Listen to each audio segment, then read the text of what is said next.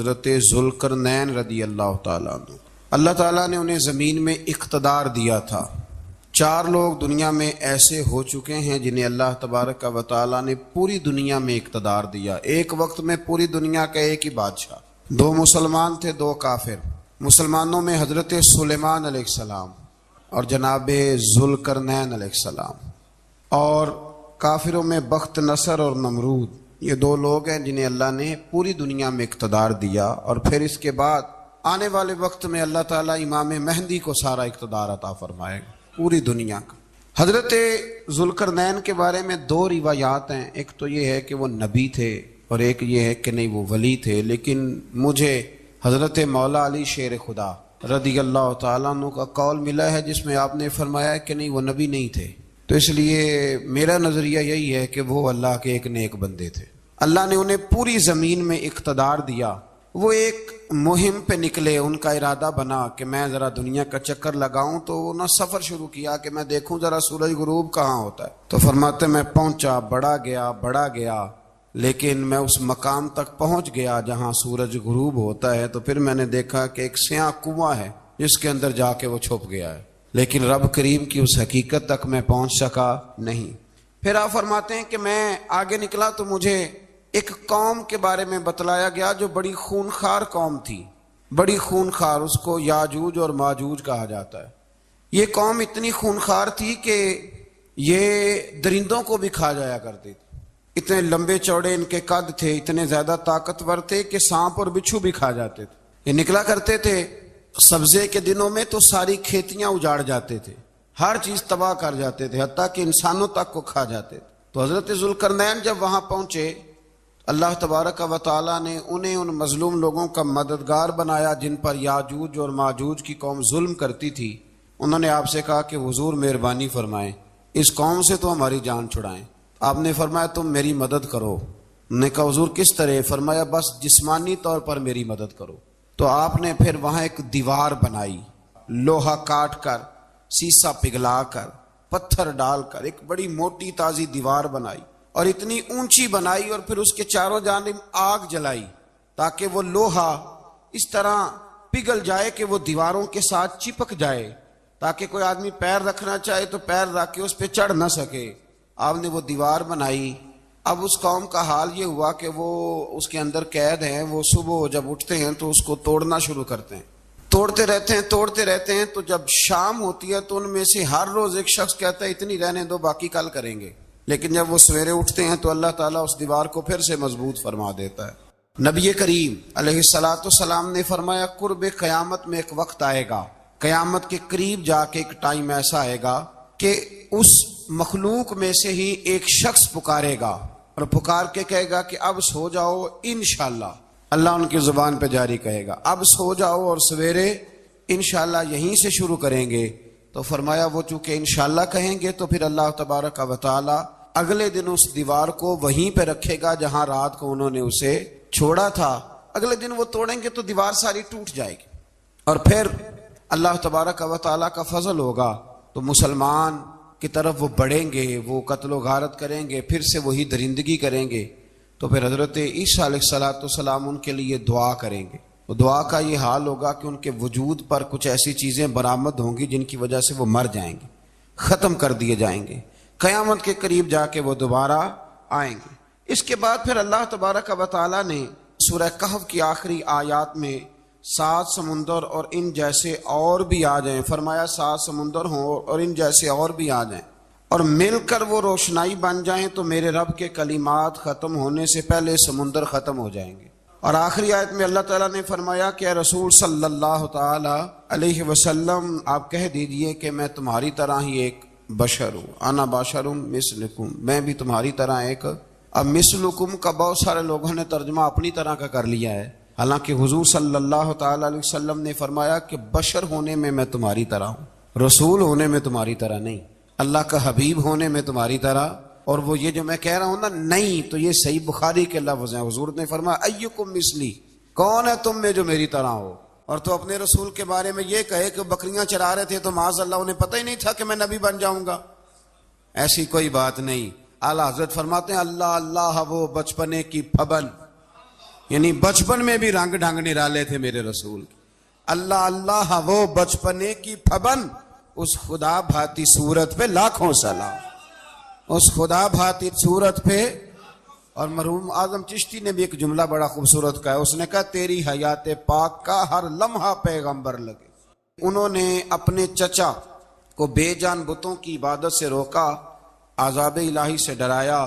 اس نے کہا کہ آپ ہمیں ہمارے خداؤں سے پھیرنا چاہتے ہیں، اس سے رک جائیں ورنہ ہم آپ کو سنسار کر دیں گے. ابراہیم علیہ السلام نے کہا کہ میں آپ کے لیے اپنے رب سے استغفار کرتا رہوں گا، وہ مجھ پر بہت مہربان ہے. تو اللہ تبارک و تعالیٰ نے انہیں اسحاق علیہ السلام بیٹے اور یعقوب علیہ السلام پوتے کی بشارت دی، اور یہ بھی فرمایا کہ یہ دونوں نبی بھی ہوں گے. پھر آیت نمبر 51 سے لے کر 58 تک مختلف انبیاء کا ذکر ہے. اللہ تعالیٰ نے اس میں فرمایا کہ حضرت موسیٰ کو برگزیدہ رسول، نبی اور اللہ کا رازدار کہا گیا، اور حضرت ہارون کی نبوت کا بیان بھی ہوا، اور حضرت اسماعیل کو وعدے کے سچے، نماز اور زکوٰۃ کا حکم دینے والے رسول اور نبی اور اللہ کا پسندیدہ قرار دیا گیا. ادریس علیہ السلام کو صدیق نبی قرار دیتے ہوئے فرمایا کہ ہم نے ان کو بلند جگہ پہ بٹھایا ہے. کہاں ہے ادریس علیہ السلام؟ چوتھے آسمان میں بھی، اور جنت کا قول بھی ہے. دو روایتیں ان کے بارے میں ملتی ہیں. ایک تو یہ ہے کہ وہ حضرت ملک الموت سے ایک دفعہ کہنے لگے تو میرا یار نہیں بن جاتا؟ اللہ ہی بھلا کرے. حضرت اسرائیل کو کہنے لگے دوست بن جو، کہا بن جاتے ہیں. دوستی ہو گئی. فرمانے لگے یار موت کا ذائقہ کیسے چکھاتا ہے؟ کہنے لگا میں آپ کو چکھا دیتا ہوں. آپ کو موت کا ذائقہ چکھایا اور دوبارہ پھر روح ڈال دی، آپ اٹھ کے بیٹھ گئے. کہنے لگے دوزخ تو دکھا، نے وہ بھی دکھا دی. فرمایا جنت تو دکھا، جنت بھی دکھائی. تو کہنے لگا واپس چلیں. فرمانے لگے اب تو نہیں جانا. ہاں کیوں؟ فرمایا رب فرماتا ہے ہم فیہ خالدون، جو جنت میں آئے گا یہیں رہے گا. میں کہا جناب وہ تو پہلے موت کا ذائقہ چکھنا ہے، پل صراط جو دوزخ کے اوپر ہے وہاں سے گزرنا ہے. تو آپ فرمانے لگے یہ دونوں کام میں کر چکا ہوں اور تو نہیں کرائے ہیں، لہذا میں آ گیا ہوں تو میں نے یہیں پہ رہنا ہے. اب حضرت ملک الموت علیہ السلام نے عرض کی مالک یہ تیرا بندہ. فرمایا تیری دوست بھی اس کے ساتھ لگی تھی تو میری توفیق سے ہی لگی تھی، اور یہ یہاں تک آئے بھی میری توفیق سے ہی ہے. میرا ارادہ بن گیا انہیں یہاں رکھنے کا. میری طلب بھی تو تیرے کرم کا صدقہ ہے، میری طلب بھی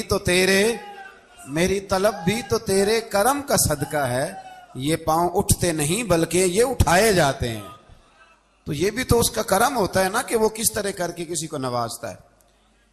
آیت نمبر 59 میں اللہ تعالیٰ کے فرما بردار اور سرکش بندوں کے احوال اور جو ان کے آخرت میں احوال ہوں گے ان کا ذکر کیا گیا ہے. آیت نمبر 66 میں بتایا گیا ہے کہ منکرین آخرت حیات بعد الموت کے بارے میں ہمیشہ شک میں مبتلا رہے. انہیں یقین ہونا چاہیے کہ مرنے کے بعد دوبارہ وہی خالق زندہ کرے گا جس نے پہلی بار بغیر کسی نام و نشان کے پیدا. آیت نمبر 76 میں بتایا کہ جو لوگ گمراہی میں مبتلا ہیں ان کے ابتلا میں اضافے کے لیے مہلت کی مدت بڑھا دی جاتی، اور جو ہدایت یافتہ ہیں ان کو مزید استقامت نصیب ہوتی ہے. اللہ کے ہاں ثواب اور انجام خیر کے اعتبار سے باقی رہنے والی نیکیاں سب سے زیادہ بہتر. ایسی نیکیاں کریں جو باقی رہیں ہمیشہ. کیا کہتے ہیں؟ صدقہ جاریہ. آیت نمبر 81 میں فرمایا کہ مشرکین اس امید پر اللہ کے سوا معبودان باطل کی عبادت کرتے ہیں کہ مشکل میں ان کی مدد کریں گے. فرمایا ہرگز نہیں، وہ ان کے دشمن بن کے عبادت کا انکار کریں گے. آیت نمبر 88 میں بتایا کہ کفار نے اللہ کی طرف اولاد کی نسبت کر کے نہایت سخت بات کی. یہ تو اتنا سنگین جرم ہے کہ اس سے آسمان پھٹ پڑے، زمین شک ہو جائے اور پہاڑ ریزہ ریزہ ہو جائیں. مزید فرمایا کہ آسمان اور زمین میں جو کوئی بھی ہے سب اللہ کے حضور بندے بن کے حاضر ہوں گے. آیت نمبر 97 میں فرمایا جو لوگ ایمان لائے اور نیک کام کیے عنقریب رحمان لوگوں کے دلوں میں ان کی محبت پیدا فرما دے. یہ جو شرک والا معاملہ ہے نا یہ بڑا سادہ سا ہے. کچھ لوگ آج نئے فلسفی اٹھے ہیں تو وہ کچھ عجیب و غریب سی باتیں دہریوں جیسی کرنے لگے ہیں، اور بعض مضامین ہم دیکھتے ہیں تازے جو چھپتے ہیں ان کے اندر بھی وہ اشارتاً کنایاتاً مذہب کی بنیاد پر تقسیم نہیں ہونی چاہیے، انسان بحیثیت انسان قابل تکریم ہے. تو ایک بات سمجھ لیں کہ جو مکان کی رجسٹری آپ کے نام ہے اگر کوئی اور دعویٰ کرے اس کا تو آپ کو برداشت ہے؟ یہ ہو نہیں نہ سکتا میاں. ملک میں وزیر کئی ہو سکتے ہیں پر وزیر اعظم ایک ہوتا ہے، اس کو سمجھ لیں۔ تو جب اللہ کی توحید میں کو کسی کو شریک ٹھہراتا ہے تو وہ بہت بڑا جرم کرتا ہے، وہ بہت بڑا جرم کرتا ہے۔ یوں سمجھ لیں کہ جیسے آپ کی 5 مرلے کی زمین پہ کوئی آ کے قبضہ کرے، اسے مار دینے کو دل کرتا ہے۔ اس لیے یہ ساری زمین رب کریم کی ہے، آسمان و زمین کا خالق اور مالک۔ تو شرک ناپسندیدہ بات، ناپسندیدہ۔ سورہ طٰہٰ شروع ہوتی ہے۔ اس سورہ طٰہٰ میں نبی پاک صلی اللہ تعالی علیہ وسلم کو رب کریم نے فرمایا کہ محبوب قرآن اس لیے نازل نہیں کیا تھا کہ آپ مشقت میں پڑ جائیں۔ نبی کریم لمبی لمبی نمازیں پڑھتے تھے، لمبی لمبی۔ تو قرآن مجید نے کہا طٰہٰ ما انزلنا علیک القرآن لتشقیٰ، محبوب قرآن اس لیے نازل نہیں کیا کہ آپ مشقت میں پڑ جائیں۔ حضور لوگوں کو بڑی جد و جہد کے ساتھ دین کی طرف بلاتے تھے، تو کہا محبوب قرآن اس لیے نازل نہیں کیا تھا کہ آپ مشقت میں پڑ جائیں۔ آپ تو مشقت کرنے لگ گئے۔ وہ یا رب اپنے محبوب کو کہہ رہا ہے، جیسے سورہ مزمل میں بات ہوئی نا کہ محبوب تھوڑا آرام بھی فرما لیا کر، محبوب تھوڑا آرام بھی فرمائے۔ پھر فرمایا کہ یہ قرآن نصیحت کے لیے نازل ہوا ہے، اور اللہ ظاہر و باطن سب کو جانتا ہے، اور وہ وحدہ لا شریک ہے، اور سارے اچھے نام اسی کے ہیں۔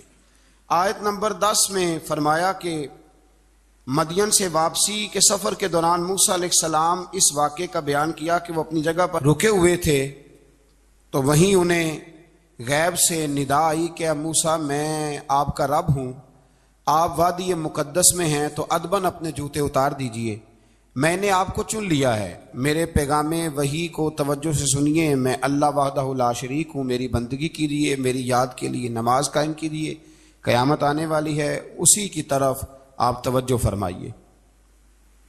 اسی موقع پر آپ کو جو معجزات عطا کیے گئے ان کا بھی ذکر ہے، اور وہ ہم پیچھے بہت ساری جگہوں پہ اس کا ذکر کر آئے کہ اللہ تعالیٰ نے ان کو ایک ایسا عصا عطا فرمایا تھا کہ وہ ایک دم میں ہی بہت بڑا اژدہا بن جایا کرتا تھا، اور پھر حضرت سیدنا موسیٰ علیہ السلام اپنا ہاتھ گریبان میں ڈال کے نکالتے تھے تو آفتاب کی طرح روشن ہو جاتا تھا۔ اقبال کہتے ہیں ید بیضا لیے بیٹھے ہیں اپنی آستینوں، ید بیضا لیے، چمکتے ہوئے ہاتھ ہیں ان کے، تو یہ اپنی آستینوں میں چھپا کے بیٹھے ہیں۔ پر اقبال نے یہ ولیوں کے لیے کہا ہے، نہ پوچھ ان خرقہ پوشوں کی، ارادت ہو تو دیکھ ان کو، ارادت ہو تو محبت کے ساتھ دیکھ، تنقید کے ساتھ تو پتہ ہے پھر بندے کو کوئی شے نہیں ملتی، آنکھیں گونگ ہو جاتی۔ ارادت ہو تو دیکھ ان کو، ید بیضا لیے بیٹھے ہیں اپنی آستینوں میں۔ پھر اللہ تعالیٰ نے نا حضرت موسیٰ علیہ السلام کو حکم دیا تھا کہ فرعون کو دعوت دیں، تو حضرت موسیٰ نے دعا مانگی جو آیت نمبر 25 اور 28 میں موجود ہے، رب اشرح لی صدری ویسر لی امری واحلل عقدۃ من لسانی یفقہوا قولی، اے میرے رب میرے لیے میرا سینہ کھول دے، میرے لیے میرا کام آسان کر دے، میری زبان کی گرہ کھول دے تاکہ وہ لوگ میری بات کو سمجھ سکیں۔ یہ آپ نے دعا فرمائی، اور آگے جا کے مزید آپ نے التجا کی کہ میرے خاندان میں سے میرے بھائی ہارون کو اس مشن میں میرا وزیر بنا دے تاکہ مجھے تقویت ملے، اور اسے میرا شریک کار بنا دیجیے۔ اللہ تعالیٰ نے ان کی اس دعا کو قبول فرما لیا۔ آیت نمبر 38 سے حضرت موسیٰ علیہ السلام کی پیدائش کا ذکر ہوتا ہے، اور یہ تقریباً آیت نمبر 76 تک چلتا ہے۔ واقعہ آپ نے پہلے بھی سنا ہوا ہے، اپنے لفظوں میں بھی عرض کیے دیتا ہوں۔ فرعون کو اس نے وہ خواب دیکھ لیا تھا کہ ایک ستارہ اٹھے گا اور پھر وہ گرے گا تو میری ساری سلطنت کو تباہ کر دے گا۔ نجومیوں سے اس نے پوچھ لیا، اس نے کہا کہ ایک بچہ پیدا ہوگا جو تیری سلطنت کو تباہ کرے گا۔ چاہیے تو یہ تھا کہ وہ توبہ کرتا، لیکن اس نے کیا کیا کہ اس نے بچوں کو قتل کرانا شروع کیا۔ یذبحون ابناءکم، ذبح کرا دیتا تھا تمہارے بیٹوں کو، اور بچیوں کو وہ زندہ رکھتا تھا۔ اللہ تبارک و تعالیٰ کی قدرت دیکھیے، رب بڑا ہی کریم ہے۔ آپ یقین کریں مولا کے دینے کے انوکھے ہی انداز ہیں۔ یعنی حضرت موسیٰ کوہ طور کے پاس آگ لینے جائیں تو اللہ تبارک و تعالیٰ پہلی وہی فرما کے نبی بنا لے۔ بھائی حضرت یوسف کو کنویں میں ڈالے تو رب وہاں سے نکال کے مصر کا حکمران بنا دے۔ وہ بڑا ہی بے نیاز ہے، مولا کے دینے کے انداز بڑے ہی انوکھے ہیں، وہ بڑے انوکھے انداز میں نوازتا ہے۔ تو حضرت موسیٰ جب پیدا ہوئے تو ان کی والدہ نے پتہ کیا کیا، ان کو ایک صندوق میں بند کر کے دریا میں بہا دیا۔ اب دریا میں بہتے جا رہے ہیں تو ماں تھی تو پریشان بھی ہو گئی، ان کی ہمشیرہ کو کہنے لگی ذرا دھیان رکھنا کدھر جاتے ہیں۔ حضرت موسیٰ علیہ السلام دریا میں بہتے بہتے نا فرعون نے نا دریا کے کنارے مکان بنایا ہوا تھا. آپ کو پتا ہے بادشاہوں کا ذوق ہوتا ہے. آج کل ہمارے جو حکمران ہیں انہوں نے اس کا نام فارم ہاؤس رکھا ہوا ہے, میرا فارم ہاؤس, اور پرانے زمانے میں لوگ ڈیرا کہتے تھے. تو اس نے بھی اس طرح کا فارم ہاؤس بنایا ہوا تھا. وہاں پہ حضرت موسیٰ علیہ السلام تیرتے ہوئے تابوت کے اندر صندوق کے اندر جا رہے ہیں. فرعون اور ان کی بیوی حضرت آسیہ بے اولاد تھیں, بڑی تڑپ تھی بیٹے کی, وہ بھی وہاں کھڑی تھی. صندوق تیرتا ہوا آیا تو فرعون نے کہا کہ جاؤ پکڑ کے لاؤ دیکھو کیا ہے. جب وہ لے کے آئے نا تو آپ کی ہمشیرہ جو نگرانی کر رہی تھی پریشان ہو گئی کہ یہ تو اس کے ہاتھ لگ گئے, یہ تو اب مار ڈالے گا. لیکن جب خوبصورت اور چمکتا ہوا بچہ دیکھا تو بی بی آسیہ کہنے لگی یہ بنی اسرائیل کا ہے ہی نہیں, یہ تو پتہ نہیں کہاں سے بہتا ہوا یہاں آ گیا ہے. تم ایسے ہی چھوڑ, یہ پتہ نہیں کہاں سے رکھ نہ لیں. تو حضرت موسیٰ علیہ السلام وہ کہنے لگا نہیں انہی کے ہیں, موسیٰ علیہ السلام اسی کے ہیں. تو آسیہ کہنے لگی تیرے تو سر پہ نا بس بھوت ہی سوار ہو گیا, ہر وقت وہی لوگ تجھے یاد رہتے ہیں, پتہ نہیں کہاں سے بہ کے آیا. اب رکھ لیا, مان گیا فرعون. آپ فرعون کے گھر میں جو اس لیے بچے مروا رہا تھا کہ میری سلطنت حضرت موسیٰ پیدا نہ ہو جائیں, تو اسی کے گھر میں پرورش پانے لگے, اسی کے گھر میں. اب عورتیں منگائی گئی دودھ پلانے کے لیے, تو حضرت موسیٰ علیہ السلام کسی بیوی کا دودھ نہیں پیتے, تو آپ کی ہمشیرہ نہ وہیں دائیں بائیں گھومتی رہتی. تو کہنے لگی جناب آسیہ سے کہ میں ایک بیوی کو جانتی ہوں, بڑی صاف ستھری ہے, مجھے امید ہے یہ بچہ اس کا دودھ پیے گا. تو فرعون کہنے لگا دوڑ کے لا. تو وہ اپنی والدہ کو لے کے آئیں, تو حضرت موسیٰ نے فوراً دودھ پینا شروع کر دیا.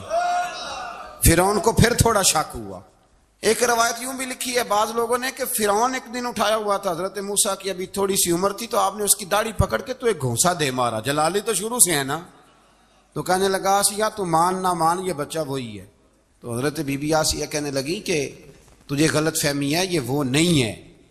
اس نے کہا دیکھو نا یہ تو اٹھاتی ہے تو پیار کرتا ہے, اور میرے جب قریب آتا ہے تو اس کے لب و لہجے میں تلخی محسوس کرتا ہوں. اس نے کہا بچوں کو کیا پتا.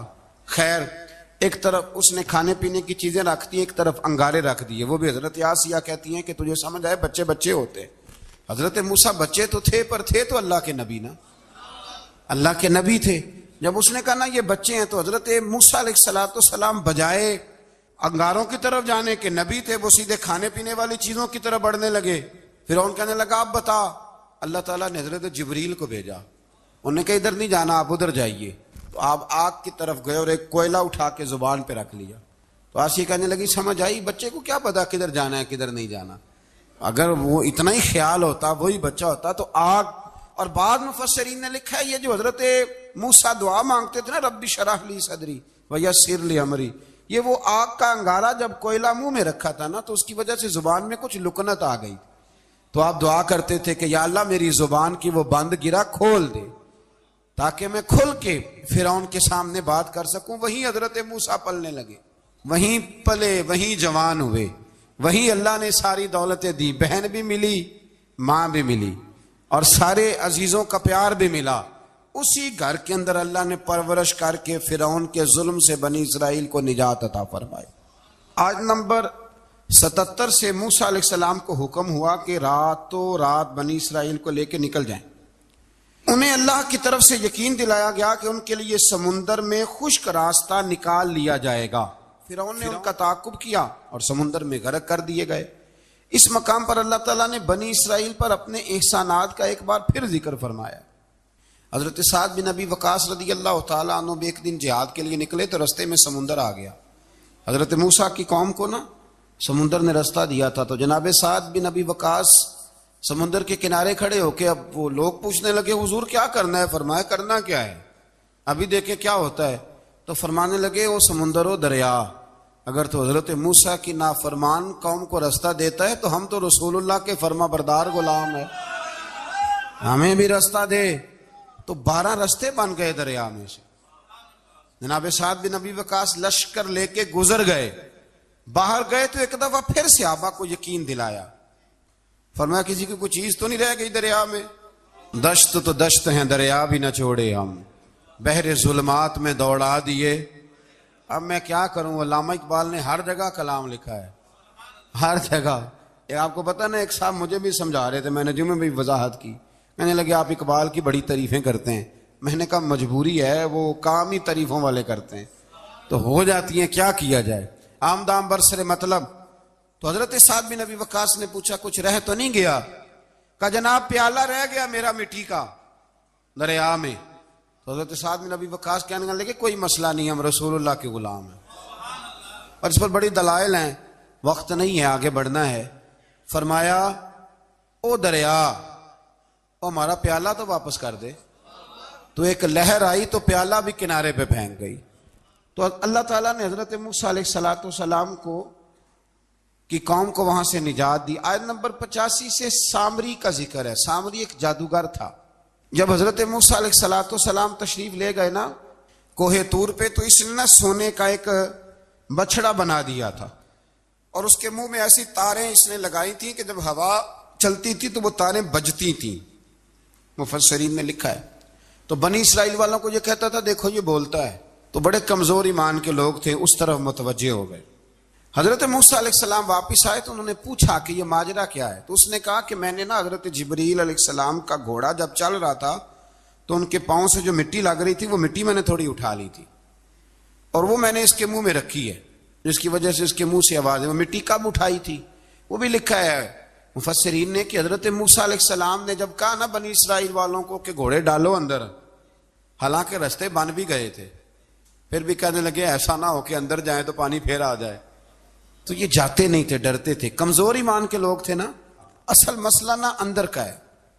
آپ یقین کریں یہ بڑی باکمال بات ہے.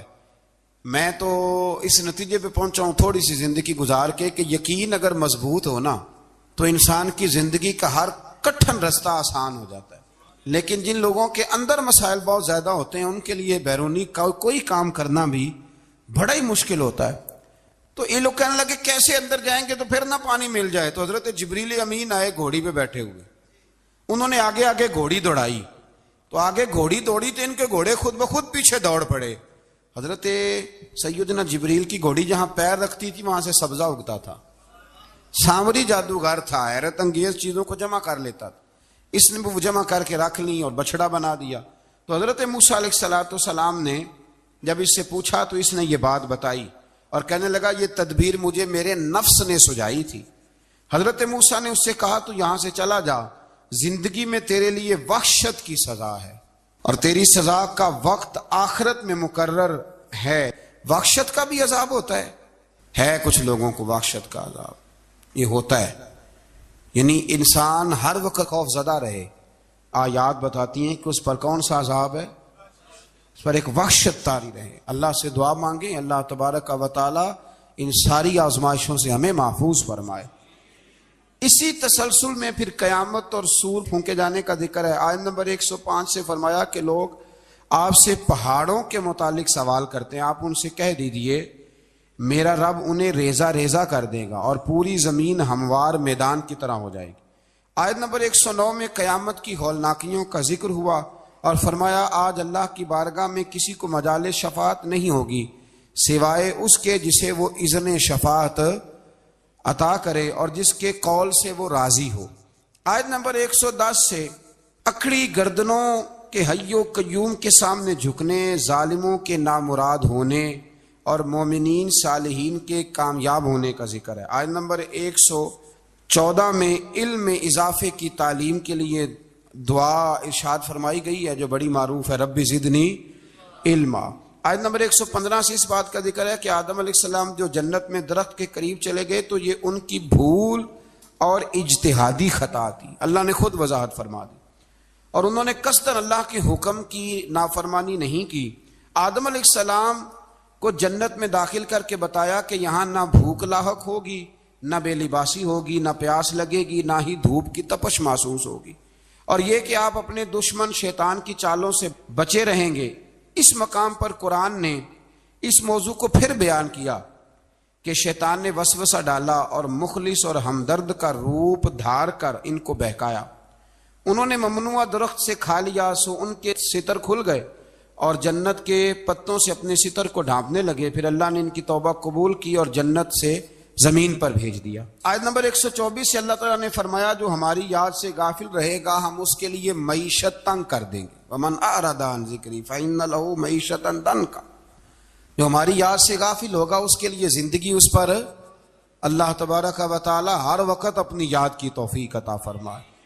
آیت نمبر 130 سے اللہ تعالیٰ نے ارشاد فرمایا ان کی باتوں پر صبر کیجیے، سورج کے طلوع اور غروب ہونے سے پہلے اپنے رب کی حمد کے ساتھ تسبیح پڑھتے رہیے، اور رات کے بعض اوقات میں اور دن کے حصوں میں بھی تسبیح پڑھتے رہیے، تاکہ آپ کا رب راضی ہو جائے اور آپ بھی راضی ہو جائیں۔ مزید فرمایا کہ اپنے اہل خانہ کو نماز کا حکم دیں اور خود بھی نماز پر قائم رہیں، اور نیک انجام صرف تقوی پر کاربن لوگوں کے لیے۔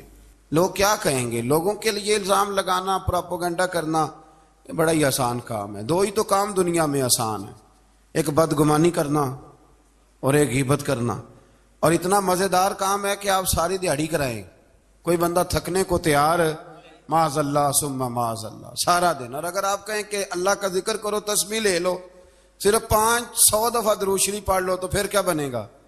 کام یاد آ جائے گا، بہت سارے لوگوں نکل لیں گے۔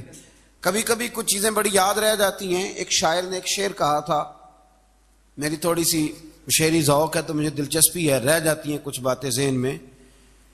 ایک دفعہ ہمارے ایک دوست کے بارے میں کچھ پراپوگنڈا ہونے لگا، تو میں نے انہیں ایک شعر لکھ کے بھیجا، مجھے یاد تھا، میں نے ایک شعر لکھا۔ کسی شاعر نے کہا تھا کہ مخلوق تو فنکار ہے اس درجہ کے پل بھر میں، سنگے در کعبہ سے بھی اصنام تراشے۔ کعبے کے اندر سے مٹی لے کے لوگ بت بنا لیتے ہیں اور اللہ کا شریک بناتے ہیں۔ تو کہنے لگا شاعر کہ مخلوق تو فنکار ہے اس درجہ کے پل بھر میں، سنگے در کعبہ سے بھی اصنام تراشے، تم کون ہو کیا چیز ہے داغ کبابی، لوگوں نے تو مریم پہ بھی الزام تراشے۔ لوگ تو منٹ لگاتے ہیں، وہ جو رہی مسجد میں، پلی مسجد میں، لوگوں نے الزام لگانے کا وقت آیا تو الزام لگا دیا، سید عائشہ صدیقہ پہ لگا دیا، صدیق کی بیٹی اور صدیقہ۔ آپ سوچ سکتے ہیں کہ لوگ کہاں تک جاتے ہیں اور باتیں کہاں تک پہنچتی ہیں۔ تو یہ میرے رب کریم کا فضل اور کرم ہے کہ جناب مریم کی برات کا اعلان بھی قرآن نے کیا اور حضرت عائشہ صدیقہ کی برات کا اعلان بھی قرآن پاک نے فرمایا، یہ بھی قرآن مجید نے فرمایا ہے۔ اور کل پرسوں بھی بات ہو رہی تھی حضرت یوسف علیہ السلام کی، تو الزام تو لگتے رہتے ہیں۔ تو میں نے اس دن بھی سوال کیا تھا، پھر دہراتا ہوں کہ غلطی کیا تھی حضرت یوسف کی؟ کبھی کنواں اندھیرا، کبھی بھائیوں کے تھپڑ، کبھی مصر کا بازار، اور ذرا سوچو تو صحیح جب بولیاں لگتی ہیں انسان کی تو کیا حال ہوتا ہے۔ اور پھر ذرا یہ بھی تو دیکھو نا کہ جب زلیخا نے الزام لگایا تو پھر کیا حال ہے، اور پھر 12 سال کی جیل پر رب فرماتے ہیں شانیں میں نے یوسف کو ہی عطا فرمائی ہیں۔ تو حضرت مریم سلام اللہ علیہا جب وہ بیٹا لے کے گئی ان کے پاس تو انہوں نے کہا یہ کہاں سے آ گیا؟ آپ فرمانے لگی میں نے تو چپ کر روزہ رکھا ہوا ہے، اسی سے پوچھ لو یہ کہاں سے آیا ہے، یہی بتائے گا۔ پنگوڑے میں تھے حضرت عیسیٰ علیہ السلام، پنگوڑے میں۔ تو قرآن مجید کہتا ہے کہنے لگے قال انی عبد اللہ، حضرت عیسیٰ بولے اور بول کے کہنے لگے میں اللہ کا بندہ ہوں، اور آتانی الکتاب، خالی نہیں آیا، کتاب ساتھ لے کے آیا ہوں، وجعلنی نبیا، اور اس نے مجھے نبی بنا کے بھیجا ہے۔ تو حضرت عیسیٰ علیہ السلام پنگوڑے میں ہیں تو کلام فرما رہے ہیں، اپنے نبی ہونے کا اعلان فرما رہے ہیں۔ اب اس بندے کے قریب جا کے اس سے سوال کرنے کو دل نہیں کرتا جو نبی پاک کے بارے میں کہتا ہے 40 سال کے بعد نبی بنے۔ یہاں پنگوڑے میں حضرت عیسیٰ کلام کریں، پنگوڑے میں، اور وہ پنگوڑے میں کہے میں نبی ہوں، اور تو اپنے رسول کے بارے میں یہ کہے کہ بکریاں چرا رہے تھے تو معاذ اللہ انہیں پتہ ہی نہیں تھا کہ میں نبی بن جاؤں گا۔ ایسی کوئی بات نہیں۔ اعلیٰ حضرت فرماتے ہیں اللہ اللہ وہ بچپنے کی پھبن، یعنی بچپن میں بھی رنگ ڈھنگ نرالے تھے میرے رسول کی۔ اللہ اللہ وہ بچپنے کی پھبن، اس خدا بھاتی صورت پہ لاکھوں سلام، اس خدا بھاتی صورت پہ۔ اور مرحوم اعظم چشتی نے بھی ایک جملہ بڑا خوبصورت کہا ہے، اس نے کہا تیری حیات پاک کا ہر لمحہ پیغمبر لگے۔